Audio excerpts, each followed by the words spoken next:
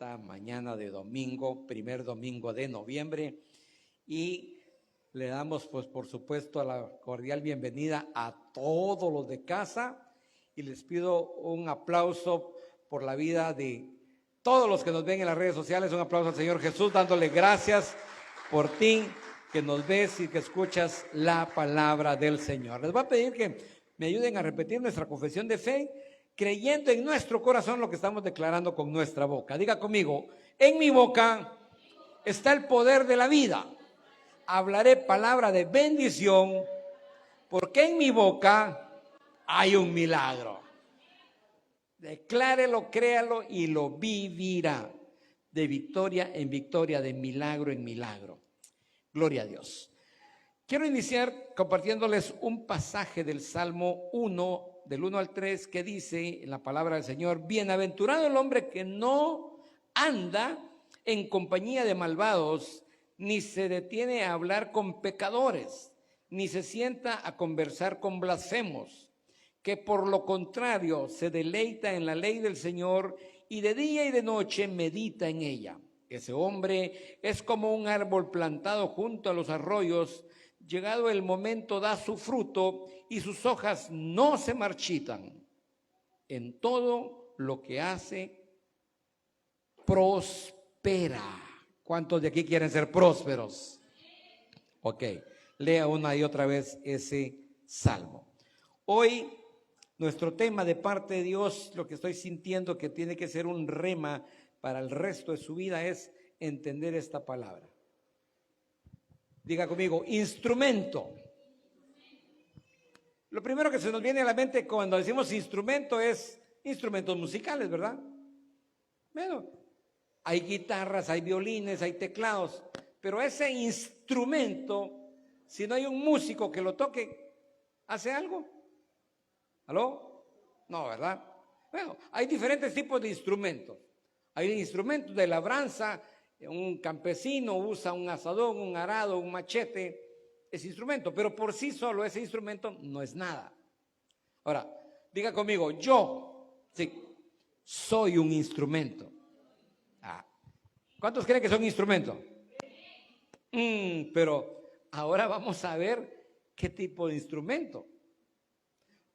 ¿O qué hace usted como instrumento? Porque un cuchillo bien filudo es un excelente instrumento en las manos de un chef. Pucha, tiene una práctica, yo me volaría los dedos. Un cuchillo bien filudo es un instrumento útil en las manos de un buen cocinero o una cocinera. Pero ese mismo instrumento en las manos de un marero, ni pensarlo, ¿verdad? Ahora, el problema es de que nosotros también a veces no analizamos que querramos o no querramos, ese cuchillo va a ser usado o para bien o para mal. Todos ustedes acaban de declarar y dijeron, y espero que con convicción, con pensamiento, no solo como suele los evangelicoides decirle amén a todo y no le atinan si realmente va o no va la palabra ahí, porque amén quiere decir así sea. Yo quiero que usted cada vez que diga amén, medite si realmente quiere que así sea. O cuando usted declare algo, no solo seamos como loritos repitiendo lo que un buen motivador quiere hacernos repetir. No somos títeres de nadie ni seguidores así a ciegas. Pero yo les dije, ¿quiénes creen que son un instrumento? Todos me dijeron amén, ¿o? Sí. Ok, ahora le pregunto, ¿instrumento en las manos de quién? Porque eso, ahí es donde realmente tenemos que ver. Por ejemplo, dice que Satanás quiere decir mentiroso, engañador, el que divide, el que separa. Y dice la Biblia en un versículo específico que Satanás es el padre de la mentira. O sea, todo mentiroso tiene de la genética de Satanás.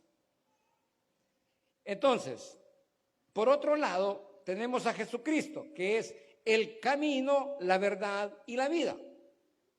Así que le voy a decir, yo soy un instrumento, pero si miento, ¿instrumento de quién soy?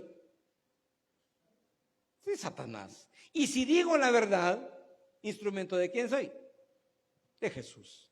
O sea, todos somos un instrumento. Todos nos podemos dejar usar por lo que nosotros queremos.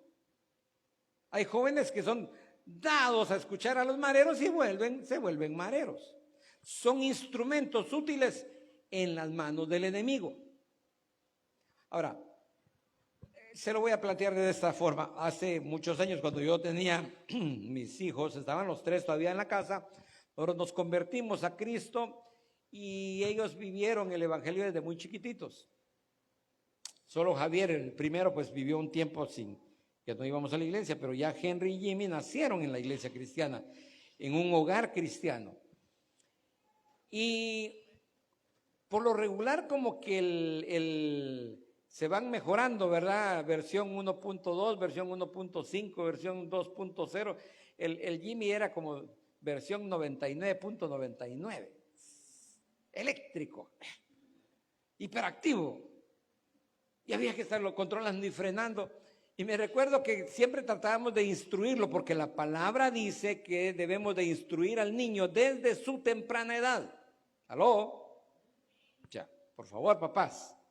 Desde su temprana edad. Entonces nosotros tratábamos de instruir al Jimmy. Específicamente les hablo de este porque fue bien peculiar. Nosotros, por ejemplo, quería ir a la feria de Reu. Y le decíamos, no podemos ir ahí, papito, que no sé qué. ¿Y por qué? Si mira que los juegos, sí, pero esos no son buenos. No son de Dios, decía. No. Entonces son del diablo. Pues no es del diablo, pero no es bueno. Bueno, a partir de ahí, él preguntaba de todo. Entonces lo llevábamos al IRTRA, por ejemplo, y ahí sí lo montábamos en una rueda. Y había la confusión, ¿verdad? ¿Por qué no me quisiste montar en una rueda allá y aquí sí? ¿Por qué no me quisiste comprar un chocomil allá y en este restaurante sí? Entonces había que explicarle que la cuestión trascendente es dedicado a qué, instrumento para qué. Entonces, no es lo mismo que usted lleve a sus hijos a pasear a la feria de Quetzaltenango, que es en honor a la independencia, a que lo lleve a pasear a la feria dedicada a los muertos, a la Santa Muerte, a Halloween, que es Día de Brujas, o a Mashimón, o en honor a la Santa Virgen de tal. O sea, la rueda en sí no tiene la culpa, es un juego, es una distracción, o la comida, pero ¿dedicado a qué? ¿Para qué se está haciendo? Ahí es la diferencia. Y le cuento esto porque Jimmy llegó un momento en que ya nos ponía entre la espada y la pared, porque todo era, papá, ¿esto es del diablo o es de Dios? Papá, ¿y esta comida es del diablo o es de Dios? Porque no comíamos fiambre el 31, ¿va? O no comíamos algo dedicado a los ídolos. Y entonces, ¿y este es de diablo o esto es de Dios? Hasta el arbolito navideño ustedes. ¿Y por qué donde los abuelos es malo? ¿Y por qué con nosotros no? Y es el arbolito. Es que aquí hacen un altar y le hacen reverencia al santo y todo. Nosotros no, nosotros es un simple adorno que nos da la recordatorio en memoria del nacimiento de Jesús, pero lo importante es que Jesús nazca en tu corazón. Y había que estarle explicando con detalles para que hiciera una separación. Ahora, yo te digo, no es nada más de decirle al niño, no lo hagas. Dígale por qué, explíquelo. Y a la medida que usted trate de darle una explicación bíblica, usted está siendo instrumento de Dios para bendecir. ¿Aló? De lo contrario, nosotros cuando venimos y solo prohibimos y restringimos, caemos en legalismo. El legalismo no salva a nadie. Si el niño o si yo o el adulto no sé por qué no tengo que hacer algo y solo me lo prohíben, puede tener la armonía de hacerlo de todos modos. O sea, siempre hay una inquietud, una incertidumbre, el querer hacer lo contrario, el querer hacer lo prohibido. Siempre eso está en la naturaleza de pecado del hombre. Yo tengo que saber por qué. Decía Pablo, miserable de mí, lo que no quiero eso hago. O sea, había una debilidad en él que lo atormentaba y él sabía que no tenía que hacerlo. Y hasta que lo puso en las manos de Dios y le dice, Señor, ayúdame, yo por mi cuenta no puedo. Y él sabía precisamente que no era correcto. No dice que era la debilidad, pero yo estoy seguro que cada uno de nosotros, todos, tenemos algún detalle, algo en nuestra vida que el Espíritu Santo nos redarguye y nos hace sentir, eso no está correcto, eso no está muy bueno. Pero hay una lucha interna siempre en querer ser instrumento en las manos de Dios o instrumento en las manos del enemigo. Todo lo que usted haga, desde que se levante hasta que se acueste en el día, honra a Dios o deshonra a Dios. Todas las decisiones que tomamos nos acercan al mal o nos acercan a Dios. Todo lo que nosotros hagamos, digamos, planifiquemos, nos hace instrumentos en las manos de Dios o instrumentos en las manos del enemigo. No hay nada a medias. ¿Aló? Así que hoy estoy precisamente compartiendo este mensaje con ustedes porque Dios me puso en mi corazón un nuevo enfoque de nuestro ministerio. Vamos a mandar a hacer unas playeras. Henry, Tito me ayudan ahí con el diseño. Quiero que digan, yo soy un instrumento. Aquí, yo soy un instrumento. Y en la parte de atrás va a decir, en las manos de Jesús. O para Jesús. No sé, ahí me van a ayudar a diseñar. Y quiero que pongamos, cuando alguien vaya al hospital, forzosa y obligatoriamente tiene que llevar esa playera. Vamos a servir. Todo lo que hagamos afuera de la iglesia, todo, yo soy un instrumento para Jesús. Quiero que levantemos, que tengamos esa convicción.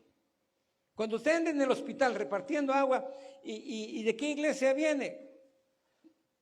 Yo vengo de la iglesia de Cristo.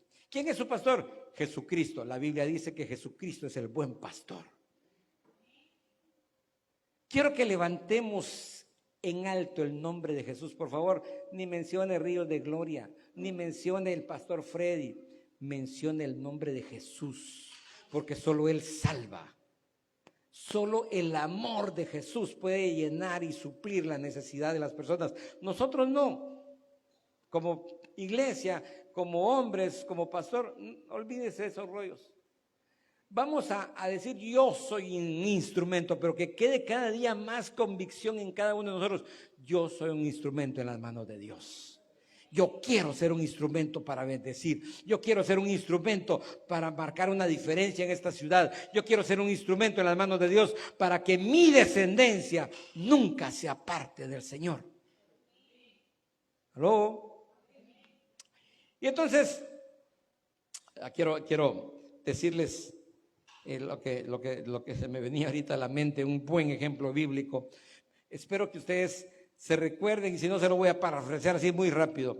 Hay un pasaje en la palabra de una mujer que estaba bien endeudada. Lamentablemente es un ejemplo de iglesia, no era un impío. El marido se muere y dice que era hijo de los profetas. O sea, era un hijo de conocedores de Dios. Un hijo de los profetas, venía de familia de profetas, conocía la palabra, mas sin embargo comete el error de endeudarse. Sacó un crédito pensando que lo iba a pagar en 10 años y resulta que se murió antes y se había gastado el pisto. Y entonces deja a la mujer endeudada, viuda y con 2 hijos. Entonces viene el cobrador, la empieza a acosar, la empieza a presionar y le dice, es que mi marido no dejó nada. Entonces, aunque sea tus 2 hijos, te quito. En ese tiempo se valía vender esclavos. Entonces diría bueno, me cobro con los hijos, los vendo de esclavos y recupero mi pisto. Imagínense una mujer viuda y que le quiten lo único que tiene en la vida, que son sus hijos. Esa mujer estaba que se moría. le clama a Dios y aparece el profeta de Dios y le dice: ¿qué te pasa, mujer? Y ella, me imagino, en un solo llanto, en una aflicción, no dormía, desvelada, angustiada, no se separaba de sus hijos, no los dejaba ir a la escuela, no los dejaba salir a la calle, se los iban a quitar. Le cuenta su aflicción y le dice: ¿qué tienes en tu casa?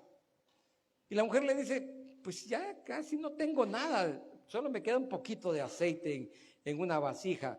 No tengo nada que vender para pagar, no tengo ya ni para comer.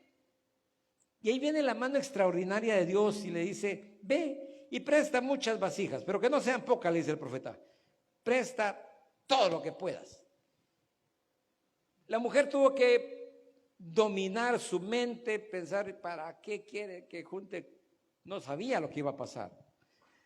Iba a pasar una vergüenza. La gente sabía que su marido se había muerto, que la mujer estaba endeudada, quizá ya se habían enterado que le iban a quitar a los hijos. Y de: si le presto mi vasija, está capaz que la vende y ya no me la devuelve. Y si me la quiebra, ¿de dónde va a sacar pisto para reponérmela? O sea, era un poco complicado. Y más de alguno le preguntaba: ¿y para qué la querés?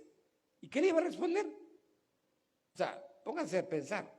Prestar vasijas y prestar muchas. Y si yo te vi que saliste con 2 vasijas de allá con la vecina, pero si yo ya vi que pasaste todo el día juntando vasijas. O sea, ¿cuántas cosas no le pudieron haber dicho ahí en su aldea? Mas sin embargo, ella junta todas las que puede. Y habiéndolas juntado, el profeta le dice: bueno, cierra la puerta. ¿Dónde está la vasija que tiene un poquito de aceite? Y saca su vasija, quizá con un medio litro de aceite. Y dice: empieza a vaciarlo en las demás vasijas. Esa es otra lucha, ustedes. Si yo tengo medio litro de aceite y le echo un poquito a cada vasija, ahí se desaparece, ya ni me queda medio litro, me quedan 20 vasijas chorreadas nada más. Este profeta, igual, no solo se va a diluir mi aceite en todo esto, después va a tener que lavar 20 vasijas chucas. Es una lucha. Todos tenemos ese tipo de luchas. Pero esa mujer decide por fe dejarse usar por Dios, ser instrumento de bendición. Empieza, le hace caso al profeta y se llenan todas las vasijas. Cuando les dice: mijo, alcánzame otra. Me imagino que uno de los hijos dice: mamá, ya no hay. Muchachos, ¿cómo no trajeron más? Sí, pero solo esas nos prestaron. Pero revisen bien, ya todas están bien topaditas hasta el pescuezo. Bueno, se terminó. Profeta, se terminó. Y entonces dice el profeta: véndelas. Y dice que la mujer vendió todo el aceite, pagó la deuda y con lo que le quedó de ganancia extra, vivió ella y sus hijos. O sea, ¿qué tanto fue? Tuvo que haber sido bastante. Ahora, aparte de Dios, aparte de la mujer que tuvo fe, entre las vasijas, ¿cuál es la de mayor honra? ¿Todo el montón de vasijas llenas o la que tenía un poquito? Piense, ¿cuál se llevaría toda la gloria de todas esas vasijas? Dice: es más bienaventurado dar que recibir. Ese montón, haga de cuenta que juntó 30 vasijas grandotas. Estaban robustas, llenas de aceite hasta el cuello, se sentían bien. Pero aquella que tenía el puchito se sentía mejor, porque de ese puchito le pudo dar a todas las demás y llenarlas. De ese poquito le fluyó hasta que se terminaron las vasijas. ¿Qué quiere ser usted? ¿De las vasijas que se llenan y sentirse pleno, lleno, bendecido, prosperado, sano? ¿O quiere ser como esa vasija con el puchito de aceite que fue instrumento de Dios para ser de bendición? ¿Qué prefiere? ¿Seguir con el puchito de aceite o es ser una vasija llena? ¿Aló?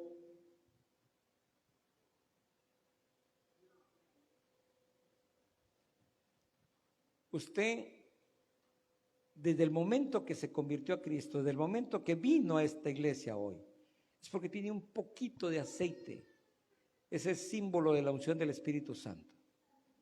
Cuando usted se deje usar por Dios para dar de ese aceite, para dar de esa unción, para orar por un enfermo, para orar por un endemoniado, por orar por un endeudado, por un matrimonio que está a punto de quebrar, por un patojo que anda en las drogas, en el alcohol, en el homosexualismo, cuando usted se deje usar como esa vasija, dando el poquito conocimiento que tiene de la palabra, la poquita unción, lo poquito que puede orar, aunque sea pocas palabras, pero usted se dispone a compartir, usted va a estar llenando vidas. ¿Y sabe cuándo se le va a terminar eso? Hasta que lo deje de hacer. Porque vasijas en este mundo son infinitas. Porque la mies es mucha y los obreros son pocos. Vasijas va a encontrar usted en la cárcel, en el hospital, en la estación de policía, en los colegios donde usted trabaja, con los vecinos, con la familia. Ahí siempre va a haber una vasija vacía que va a necesitar del aceite que usted tiene. Si usted se dispone a ser un instrumento hoy en las manos de Dios y no deja que nada ni nadie le robe la unción, esa bendición que usted tiene la transmite llena y llena y llena, su aceite nunca se va a terminar. Y va a ser como de esas vírgenes sensatas y prudentes que vino el novio y tenían aceite y entraron a las bodas del Cordero.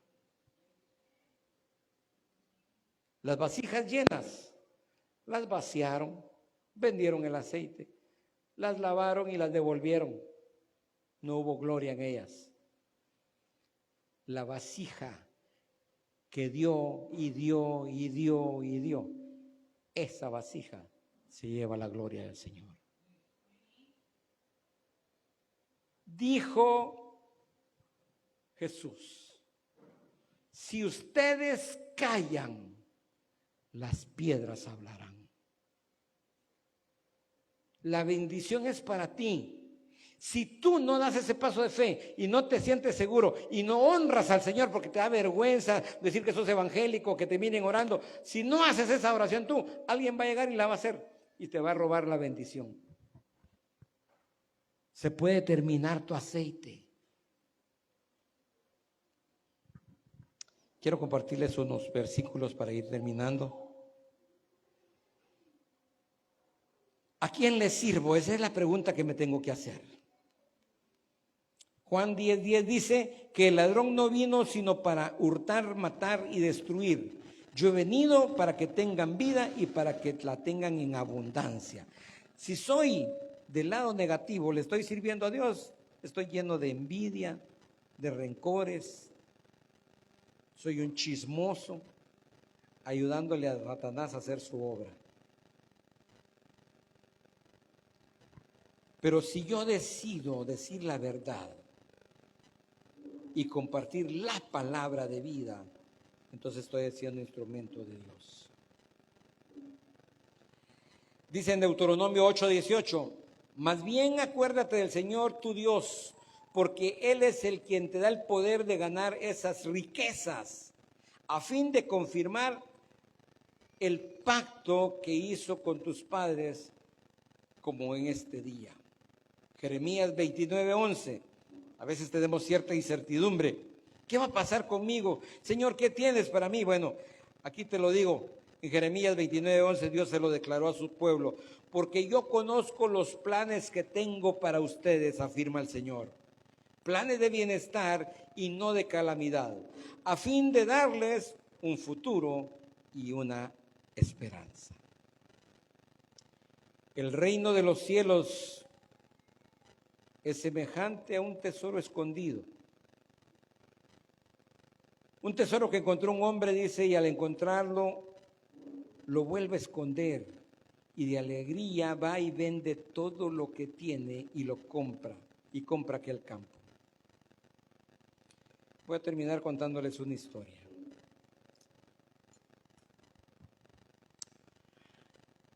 Hubo un hombre que no tuvo la dicha como muchos de nosotros tuvimos. Eran dueños de unas fincas acá por Colomba, los abuelos de este hombre tenían fincas de café, pero el abuelo de este hombre que les estoy contando era militar. Así que murió, lo mataron en una revuelta de esas que siempre los bochincheros, golilleros, comunistas hacen. Se levantaron, llegaron a la finca y lo mataron queriendo robarse, como siempre, ¿verdad? A lo que no les cuesta. Así que mataron al abuelo de este hombre y se quedó la señora que pues en las sociedades antiguas la mujer solo servía para hacer hijos, ¿verdad? Y estar en la casa, no sabía mucho de nada. Y entonces viene y aparece un abogado de Quetzaltenango que le iba a ayudar a arreglar papeles y que aquí, que allá, y las dos fincas que tenían que se habían quedado intestadas. Y entre la relación se cotorrea a la viuda, la envuelve ahí en una media relación sentimental, y cuando siente, la viuda había hecho el traspaso, el licenciado, pero a nombre de él. Así que los 3 hijos que tenía este militar pararon quedándose sin nada y creciendo en la pobreza. El papá de este hombre pues tuvo que salir a trabajar y se fue al área de por ahí entre Génova y Caballo Blanco, que se llama El Reposo. Ahí trabajó y logró comprar una parcelita. Se casó, se juntó porque ni se casó. Y a los 3 años de haber nacido su primer hijo, se murió. Así que este hombre que le estoy contando se quedó huérfano a los 3 años con un papá pobre. El papá se consigue otra esposa, tiene 3, 4 hijos más, y lo que le tocaba que hacer al primogénito, que era hijo de otra mamá, estaba así como sirviente cuidando el montón de güiritos de la otra señora. El colmo fue que cuando llegó a los 7 años el primer güirito, él ya tenía 8 o 9 años, y resulta que en lugar de ponerlo a él a la escuela, el güirito, él se quedaba cuidando todos los güiritos, y el de la otra camada, se podría decir, se fue a la escuela con uniforme y sus cuadernitos, y él, que era el más grande, nada de tu escuela. Entonces se dio cuenta que no tenía mucho futuro ahí en esa casa, donde lo menospreciaba la madrastra, donde solo le tocaba que cuidar güiros y hacer oficio, así que decide salirse. Se salió de 9 años, imagínense usted un niñito de 9 años, con un machetillo oxidado, descalzo, con una sola mudada, a buscar trabajo. Por pura misericordia, Dios lo lleva a una finca que estaba relativamente cerca y les da lástima a los dueños de la tienda que tenían molino. Le dice, quédate aquí, te vamos a dar trabajo, pero más era de mantenerlo. Ahí estuvo, dice, varios años, ahí fue creciendo. Cuando al fin le lograron pagar algo, ya a los 12 años se logró comprar su primer par de zapatos. Y dice que fue ya con sus zapatos y tal vez una su mudadita regular, dice que se fue a una feria. Y dice que miraba las ruedas y miraba las ventas de esto y el otro, pero solo deseaba, porque no tenía. No tenía para comprar. Y entonces dice que ahí había oído en la tienda donde ellos lo tenían medio hijo y empleado. Había oído que los señores hablaban de Dios y le daban gracias a Dios. Y entonces dice que él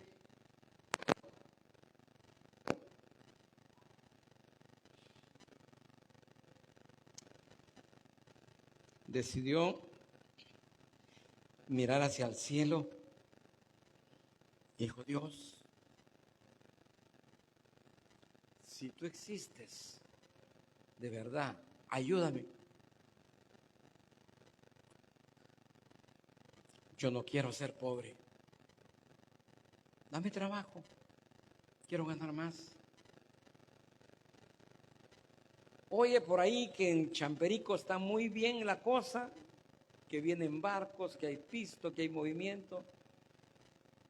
Dice que llegó a sus 16 años al puerto, le dijeron, bueno, anda a descargar el barco.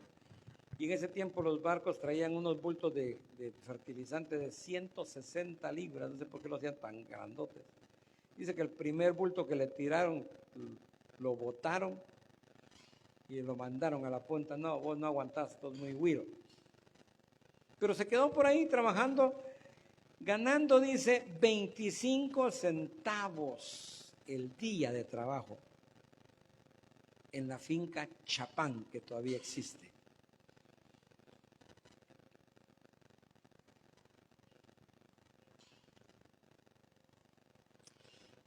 Pero como tenía la firme determinación de salir adelante, se iba a pescar en la noche. Y dice que le decía a Dios, ayúdame.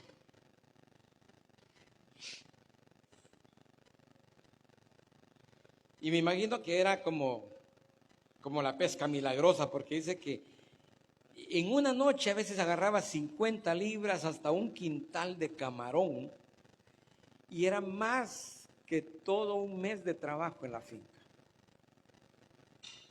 Así que logró subir un poquito su nivel, y en la finca había una tienda, y ahí la nieta de los dueños de la finca estaba patoja, atendía en la tienda, y él se enamora de esa patoja. Pero su nivel era muy bajo, así que decide luchar más para estar un poquito mejor, por lo menos llegar más cambiadito, tal vez, no sé. Y llega el momento en que Dios lo bendice y bueno, se para juntando con esa muchacha y empieza una nueva etapa de bendición y de prosperidad. Realmente fue la ayuda idónea, una mujer muy trabajadora, y este hombre murió a los 84 años.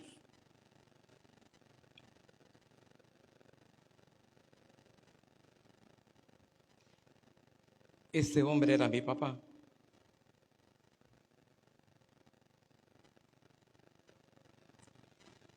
Él se había propuesto en su corazón salir adelante. Tuvo muchas fallas, muchos errores. Pero ¿saben qué? Nunca nos dejó un hermano afuera en la calle. Nunca lo supimos, ni hasta la fecha. No apareció nadie. Le dejó herencias. Le dejó herencia a todos los hijos y a los nietos. Pero ¿por qué les salgo a colación esto hoy? Porque venía a mi memoria, tenemos 20 y pico de años de estar en el ministerio y Dios nunca nos ha desamparado, pero hace 3 años, vamos a cumplir 4 años que decidimos salir de la cobertura de Shaddai y convertirnos en Ríos de Gloria. La mayoría sabe, eso nos trajo algunas situaciones difíciles, se provocó una división en esta iglesia. Y acababa de venir Henry de Estados Unidos y pues tenemos muchos compromisos. Es bonito tener una casa grande, pero darle mantenimiento cuesta, mientras más grande es, más cuesta. Así que tenemos un terreno que más o menos se lleva solo en veneno 15,000 quetzales al año, en veneno. Un mantenimiento que creo yo que llegaría tal vez a los 75,000 quetzales al año para darle mantenimiento a este terreno. Así que llegó un momento en que se nos atrancaron las carretas. Henry me ayudó a sacar un préstamo de 200,000 quetzales para nivelar el barco, pero la solución para salir de problemas no es otro problema más, ¿verdad? Así que después de un año de estar aguantando doble carga porque había que pagar ese crédito, tomé la decisión de vender una de esas propiedades que mi papá me había heredado. Así que vendí un terreno en el Rosario que me dieron 1,000,000 de quetzales.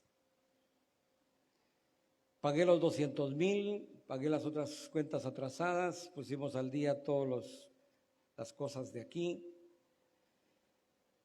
Y si usted se pregunta, ala, ¿y de dónde y cómo hacen? Bueno, nos ha costado. Pero le estoy costando esto porque quizás sin saberlo, tal vez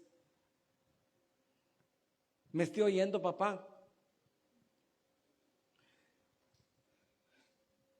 Pero quizás sin saberlo, ese día que le dijo, Padre, oh Dios, no quiero ser pobre, bendíceme.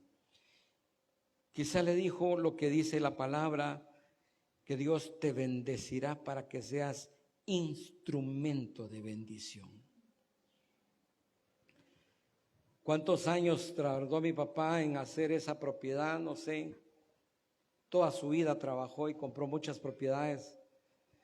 Pero cuando yo pude a vender esa tierra, me identifiqué con este hombre que dice la Biblia que el que encuentra un terreno donde hay un tesoro, dice, va y vende todo lo que tiene con tal de comprar ese terreno donde está el tesoro.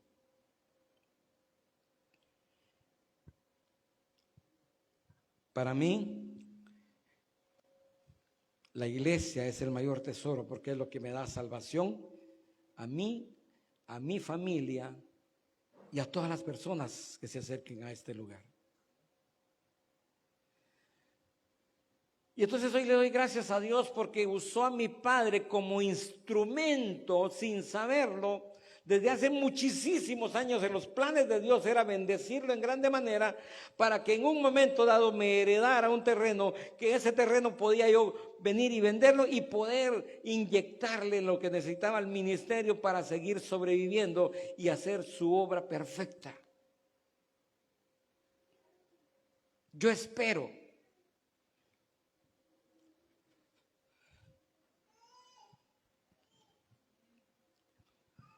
que todos los años que el Señor me dé de vida pueda ser una base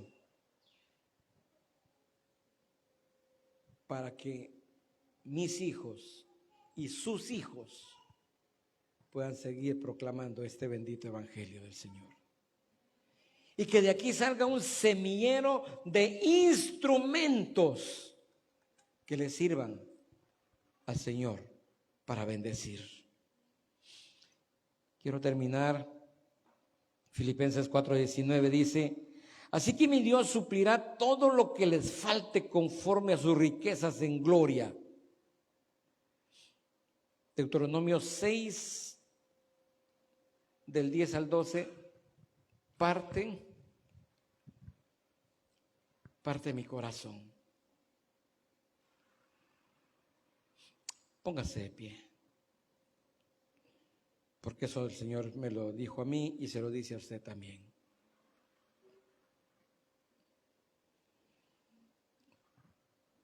Si usted es un instrumento en las manos de Dios, hay un futuro para su vida.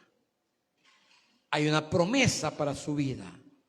Pero dice el Señor, cuando el Señor tu Dios te haya introducido en la tierra que juró dar a tus padres, Abraham, Isaac y Jacob, y te dé ciudades grandes y buenas que no edificaste, y casas llenas de todo bien que tú no llenaste, y cisternas que tú no cavaste, y viñas y olivares que tú no plantaste, así como yo recibí esa tierra que no trabajé y no compré, una vez que hayas comido, que quedes saciado.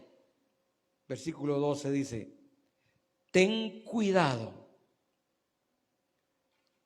de no olvidarte del Señor que te sacó de Egipto, donde eras esclavo.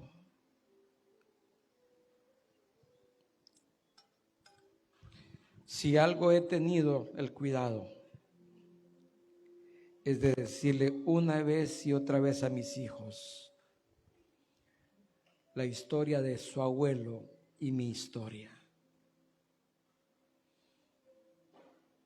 Y decirles, hijos, ustedes van a ser muy bendecidos, millonarios, pero para ser inversionistas del reino de los cielos.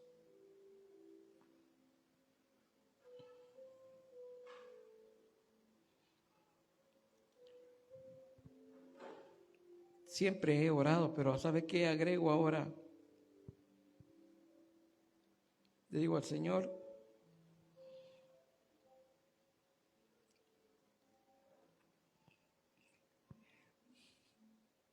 ayúdame.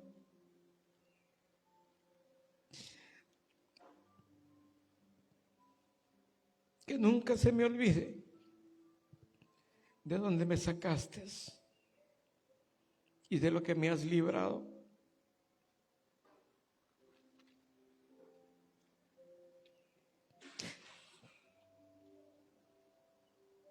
Hasta el último día de mi vida